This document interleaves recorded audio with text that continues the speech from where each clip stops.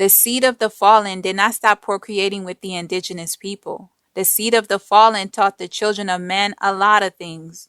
The book of Jubilees and the book of Enoch will reveal more on this topic. The book of Jubilees called the children born to the giants Eljo. The Eljos had the spirit of their fathers and a mortal body like their mothers. The more the seed of the fallen procreate with the indigenous people, the more mortal they became, and their size decreased. So far, only the book of Jubilees referenced the offspring of the Nephilims as Eljos. The Bible referenced Gath as a location that had the descendants of the Nephilims dwelling there. David and his men slew 4 Eljos in Gath.